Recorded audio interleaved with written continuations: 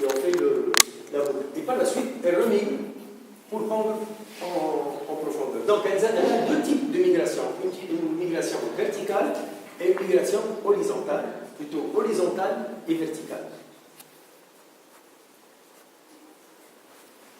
Alors ça, c'est ce que je viens de dire. Dans le milieu naturel, les crevettes se reproduisent en mer, donc à quelques dizaines de mètres, plutôt que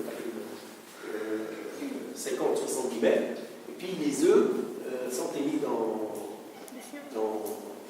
l'eau. La fécondation est externe. Et donc les rares reviennent vers la côte. Alors les crevettes pénéides présentent, entre autres, parmi les particularités, comme tous les crustacés, le mâle produit des spermatozoïdes qui conservent dans un sac, avec une membrane protéique, un sac qu'on appelle le spermatophore. Et c'est ce sac-là qui dépose chez la femelle au moment de l'accouplement. Donc il ne s'agit pas d'une fécondation directe, mais une fécondation à travers un spermatophore. Et ça existe chez beaucoup d'espèces, chez les tortues, je pense, et chez tous les crustacés, les scorpions, donc c'est des insectes également. Donc voilà, ici c'est le télicome de la femelle, c'est le pléopode numéro 1. Le pétasma, on appelle ça. Le pétasma, c'est l'organe copulateur du mâle. Donc le mâle dépose le spermatophore, donc qui sont deux spermatophores, deux sacs remplis de spermatozoïdes qu'il met dans l'abdomen de la femme ou de la femelle au niveau de l'abdomen, qu'elle conserve jusqu'à la pente. Et au moment où elle fait la pente, au fur et à mesure que les ovocytes sortent, elles sont fécondées. Donc le mâle dépose et puis l'action est finie. Donc il n'y a plus. Donc là c'est le télicome de la femelle, il se trouve au niveau céphalique, et le mâle c'est plus bas, c'est au niveau abdominal. Donc là c'est comment se fait l'accouplement. Hein. Donc il y a un dimorphisme sexuel, ça il faut le dire. Les femelles sont plus grandes que le mâle au niveau des crevettes. Donc on voit donc 1 et A, les gars. Donc une femelle qui nage, le mâle vient nager en dessous, puis il se tourne et il se tourne donc face à face et il lui donne sa face ventrale et puis il s'accroche. Il s'accroche juste au niveau céphalique, comme vous avez vu, pour mettre ses spermatophores. Alors, une fois qu'il a fécondé ça, l'opération est finie. C'est une opération très délicate. Bon, j'ai eu la chance de voir un film que je n'ai pas pu avoir, mais ça ne dure pas longtemps, mais elle est suivie, elle est plutôt précédée de toute une parade, parce que ce n'est pas facile de s'approcher d'une femelle et de faire tous ces gestes-là. Je l'ai vu une fois chez un autre arthropode, chez les Odoctonus, c'est le scorpion. Le docteur Zid, en zoologie, il nous a montré un film. On était à la faculté des sciences de Tunis, il nous a montré un film avec mais bon, on n'a pas eu de copie, et donc Sikhad Saïd doit en avoir une copie. Alors en fait, le mâle, Odoctonus, ça fait l'aqrab, le scorpion. La femelle est grande, le mâle il est très très petit. Alors, il y a une parade nuptiale de ce genre-là. Le mâle doit déposer des spermatophores chez une donc c'est pas évident. Donc ils se tiennent par les pinces, on appelle ça la parade nuptiale, carrément. Et puis il essaye de la coller contre un rocher, juste pour pouvoir mettre ses spermatophores. Et tout de suite il s'enfuit. Alors si jamais elle l'attrape, il est mort. Et elle essaie de l'attraper, si elle l'attrape, on l'a vu dans le film, elle le déchire, ça y est. Et bien c'est pareil pour la crevette, sauf que il y a une sorte de parade. Hein. Ça c'est une parade. Ça on peut appeler ça une parade. La parade nuptiale, en fin de compte, c'est le comportement qu'adopte le mâle pour que la femelle accepte l'accouplement. La parade nuptiale, on la trouve chez tous les animaux, chez les scorpions, chez danse, chez l'araignée, chez l'araignée, si le mâle araignée n'arrive pas à présenter des caractères sexuels secondaires, et alors c'est une question de vie ou de mort. S'il ne réussit pas, il est foutu. Est-ce que non, moi j'ai une question, parce qu'on a vu ça dans le cours de la physique, je la retrouve. On dans le cas de la fécondation interne indirecte. Ça, c'est une fécondation interne indirecte. Voilà. Mais est-ce que c'est une fécondation retardée, ça, lorsque le mâle dépose son On va voir. Elle peut l'utiliser. Justement, c'est pas pour tout de suite. Justement, on va. Alors, puisqu'il s'agit d'un animal qui est couvert d'une carapace, le télicome, donc l'organe femelle, il est parfois caché par la cuticule, par la carapace. Et dans d'autres espèces, il n'est pas fermé. Donc, on appelle une espèce à télicome fermé une espèce où la carapace englobe tout, y compris le réceptacle femelle. Donc, c'est le cas de Penaeus japonicus, Penaeus monomonodon et notre Penaeus keraturus. Comme ça que ça s'écrit, keraturus. Donc, pour ces espèces-là, il n'y a qu'un seul moment où le mâle peut déposer son spermatophore, c'est au moment de la mue. Donc, dès qu'il y a une mue, la crevette chiropotelle, comme elle est molle et elle est dénudée de sa carapace, donc il peut y avoir accouplement. Donc, il y a accouplement, par la suite, il y a maturation, elle peut prendre une première pente, et comme il y a encore des réserves de spermatophores, de spermatozoïdes, elle peut le prendre une autre fois. Donc, elle peut faire deux pontes par le même accouplement. Mais l'accouplement ne se fait qu'au moment de la mue. Alors, pour les espèces qui sont à télicome ouvert, les autres, Vanamaeis, Tyleosis et Chinensis, c'est des espèces à télicome ouvert, l'accouplement peut se faire à tout moment. Bon, généralement, le mâle est attiré par la femelle quand elle est mature. Mais l'accouplement, il peut se faire à ce niveau-là, comme il peut se le faire d'une autre fois. Donc, c'est à tout moment. Mais une femelle mature va attirer le mâle, qui va l'accoupler, et tout de suite après, on va avoir une pente. Donc, c'est très important au niveau des élevages pour savoir, parce qu'il y a beaucoup de gens qui Hatana au début, ils ont pêché des crevettes qui avaient les spermatophores, des femelles qui avaient des spermatophores. C'est clair, hein, une femelle qui tient le spermatophore, il est vert, c'est deux plaquettes vertes, mais à partir dès que la femelle mue, le spermatophore disparaît avec. Donc, ils sont restés à attendre, ils trouvent une femelle bien mature, mais il n'y avait pas de pente, et en fait, tout le spermatophore est parti avec la mue. Donc, si on ne connaît pas ces deux. C'est la clé de voûte, c'est la clé de sol. Si on ne connaît pas ce principe-là, on ne peut pas faire des mal de cheveux. Il y a beaucoup de gens qui ont mis beaucoup de temps parce qu'ils ne savaient pas ces trucs-là. Alors, ça veut dire comment ils font? Ils mettent le mâle au moment de la mue, ils font le... Alors, ce qu'il faut, on les met ensemble. Si une femelle est déjà greffée, si elle a déjà le spermatophore, on essaie de tout faire pour qu'elle ne mue pas, pour qu'elle garde. Donc, on verra tout à l'heure comment on fait, en fait, on coupe l'œil, bon, aujourd'hui ici, mais il y a les pédonculation, il y a des choses à faire pour qu'elle ne mue pas, pour qu'elle ne croie pas, mais pour qu'elle mature uniquement. Donc, si on pêche une femelle qui n'a pas encore le spermatophore dans son télicome, si elle est une espèce à télicome fermé, il faut vraiment la faire muer. Pour faire muer des crevettes, bon, il faut jouer sur la photopériode, la température surtout, comme ça elle va muer, et au moment de la mue, il faut qu'il y ait un mâle à côté qui soit prêt.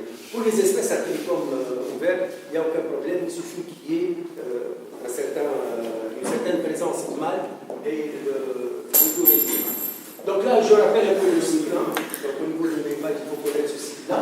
Donc œuf, nucléus, zoé, post-larve, pré-juvénile ou juvénile, et par la suite la vie. Et donc la vie, c'est tout le cycle, c'est toute la bouffe de la crevette. Alors, un rappel aussi sur la bouffe, l'alimentation. Alors, un juvénile ou un adulte, ils sont détritivores, donc ils mangent les détritus c'est les restes. Les crevettes mangent tout. Elles sont lignivores, elles mangent la base de sable. Et elles sont omnivores. Tout ce qui passe, la crevette peut le manger. Et elle peut en faire une très bonne alimentation. Les œufs des crevettes, contrairement aux poissons, les œufs du poisson sont pélagiques. À la pente, les œufs flottent. Les œufs des crevettes sont benthiques, ils coulent. Donc, au niveau également de la collecte des œufs, il faut savoir ça. Parce que pour les poissons, par le haut, la sortie du bassin se fait par le haut, pour la crevette, elle se fait par le bas. C'est très important également de connaître ça. Les larves. Alors, la larve nucléi, il y a 6 stades de nucléus. Les nucléus ne mangent rien. Ils vivent sur leur réserve vitrilée. Donc, au moment de la maturation, il y a au moment au niveau de l'embryogenèse, il y a la formation du sac vitellin, et c'est à partir de ces réserves-là que la larve nucléus vit. Elle a 6 stades, et chaque stade dure à peu près une douzaine d'heures. Fadl? Ah, ils sont comme ça. Ils coulent. Non, c'est une question de flottabilité. Hein. Bon, la flottabilité, elle peut avoir une raison, elle peut être. Pour les poissons, ils sont peut-être plus gras. Un corps gras, il flotte. Il flotte. C'est une question de poids, de densité en fait. La densité, pourquoi elle est variable? Moi, je pense qu'il est plus dense. Les œufs des crustacés sont plus denses que les œufs de poisson. Les œufs de poisson, il y a beaucoup de vide dans un œuf de poisson. Il y a beaucoup de la coquille, et puis il y a un grand vide. Il y a le vitellus, mais il y a un grand vide. C'est qui me l'a alors que pour les œufs des crevettes, ils sont denses. Le vitellus, il occupe presque tout le. Donc, je pense que c'est une question de densité, ça c'est certain, mais je pense également au fait que les œufs de poisson contiennent beaucoup plus de lipides que les autres. Bon, à vérifier, mais c'est une question à dire, c'est la nature, c'est la nature. Alors, les zoés sont phytoplanctonophages, c'est-à-dire qu'ils se nourrissent de phytoplancton, de microalgues. Les larves zoées se nourrissent de microalgues. Les mysis sont zooplanctonophages, ils se nourrissent de zooplancton, rotifères et artémiens. On va les voir au niveau des élevages. Donc, c'est une complication déjà. Un poisson, à l'éclosion, on sait ce qu'il mange, on lui donne où il faut voir le stade, où tous les jours il faut faire des prélèvements, voir à quel stade on est, il يعبي الكربات يشوف شنو ستاد زوي ما نعطيش اليوم روتيفير غدوه ينجم يقعد زوي. Donc c'est très délicat. Les stades nucléus, c'est vrai, il ne mange pas, mais le dernier stade, il peut se faire très rapidement. Et une larve zoé à l'ouverture de la bouche, il faut qu'elle mange. Donc il faut se préparer pour lui donner des micro-organismes. C'est assez compliqué au niveau larvaire. Les stades larvaires sont les plus difficiles au niveau de tous les élevages, mais surtout des crevettes. كيفاش؟ أو شكرا تنوصلوا اسمع نكون كومبليت أسئلتكم كلها ديتها بالصوم والواحد وكل باش ما قداش يصوم يا tout حتى الباثولوجي donc je pense pas que mais vous pouvez poser des questions quand vous voulez. Bon, c'est une conception du génie civil. Bon, en tant qu'ingénieur naval, on ne peut pas se passer de tout ce qui est génie civil et tout ce qui est. Donc, le plus important, c'est ça, c'est pour vous dire qu'une concession, une ferme d'élevage de crevettes, c'est immense, c'est grand. C'est pas comme le poisson. Le poisson, on peut avoir quelques hectares, 2-3 hectares. On fait une ferme quelle? Les bassins de pré-grossissement, les bassins de grossissement. Donc, pour la crevette, c'est immense, c'est beaucoup plus grand. Alors, une conception avec un modèle, hein. Il y a une écloserie, le local technique avec pour les pompages et tout ça, l'alimentation, et un magasin, un atelier, c'est des choses classiques. Par là, on a les bassins qui sont à l'extérieur, les bassins de grossissement qui sont à l'extérieur. C'est des bassins qui vont de 1 hectare jusqu'à 5-20 hectares. Donc, par Bacha, une ferme qui va, on va voir des photos, c'est des fermes de 50 hectares, de 100 hectares. C'est pour ça qu'il faut de grandes étendues. Alors, là, on a les bassins, donc on a une arrivée d'eau qui vient par la dégâts, et tout ce qui est ça, c'est l'évacuation. Alors, en fin d'élevage, et ça c'est une exigence, c'est des normes internationales, il faut qu'à la fin de tous les élevages de crevettes, de poissons également, mais pour la crevette, ils sont beaucoup plus stricts, il faut des bassins de lagunage ou de décantation. C'est-à-dire, qu'est-ce que le lagunage ou la décantation? Bon, les bassins vont rejeter beaucoup de matière organique. Et la matière organique, on ne peut pas la mettre directement dans les sécrets. Donc, on ne peut pas le laisser partir comme ça, directement en mer. Il faut bloquer tout ce qui est matière en suspension. Et ces bassins de lagunage, qui sont immenses, servent un peu pour ça. Donc, il y a une eau qui va se déposer, se décompter, elle a le temps de se décompter, c'est une étude qui se fait par rapport à tout le volume, presque tout le volume qui fait en lagunage par la suite. Donc, on a une certaine décantation de l'eau, tout ce qui est matière en suspension si on va avoir le temps de se déposer, et que la partie superficielle qui va sortir en mer. Donc c'est une eau propre, théoriquement. Et à chaque vidange de tous les bassins, on vide également le bassin de déportation ou de lagunage, et on enlève tout ce qui est matière organique.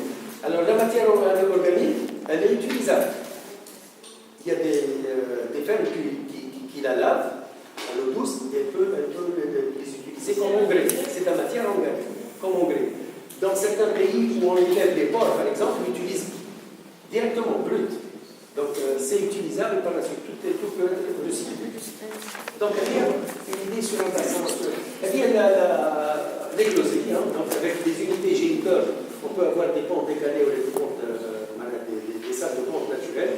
Les élevages larvaires, une idée technique, quand on a 16 bassins d'élevage larvaire, c'est la moitié qui se fait en prégrossissement, mais en double de volume. Par exemple, si c'est des bassins de 4 mètres cubes, il faut faire des bassins de 8 mètres cubes en moitié pour dédoubler tout ce qui est élevage larvaire. Donc, 2 bassins d'élevage larvaire vont servir au prégrossissement, au bas ou au grossissement. Donc, une idée générale sur une conception d'une éclosie de crevettes. Monsieur, le concept de ferme de crevettes, vous n'avez pas pensé à un système intégré pour récupérer les déchets de la crevette? Par exemple, au niveau des porcs, de l'élevage des porcs, il y a ces élevages intégrés qui font l'axe. Voilà. Donc, mais en fait, recycler l'eau pour l'utiliser à d'autres fins, non.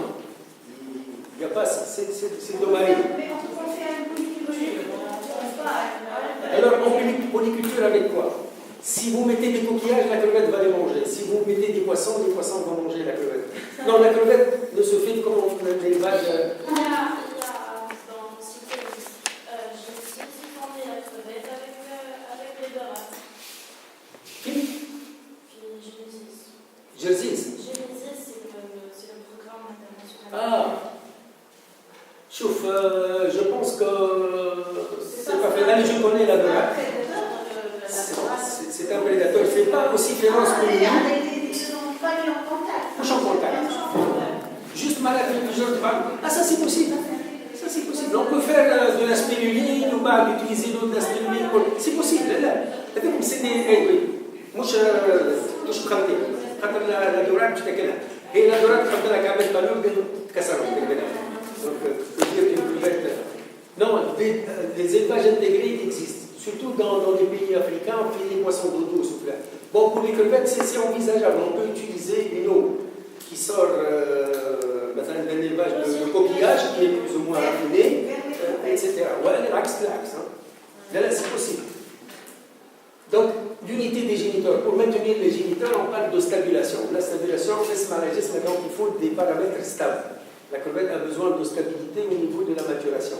S'il y a de fortes variations, elle va commencer à muer, à maturer, muer, et elle est complètement perturbée. Donc, il faut vraiment des paramètres très stables. Alors là, je vais vous donner quelques exemples sur Planaeus japonicus. Mais c'est la même technique que pour les autres espèces. Par exemple, pour le Planaeus japonicus, comme j'ai dit tout à l'heure, c'est une espèce que je considère d'eau froide. Il faut que la température pour les géniteurs ne dépasse pas les 20 degrés, donc 18, 20 degrés. Donc un décap, une température à maintenir. La salinité, 35-37 pour 1000. Le pH il doit être un tout petit peu alcalin, mais sinon un pH 8, c'est excellent. Alors le renouvellement d'eau, il est de 150 à 200% par jour. Alors que pour le poisson, c'est des rendements horaires. Chez le poisson, on parle de rendement horaire, de renouvellement toutes les heures.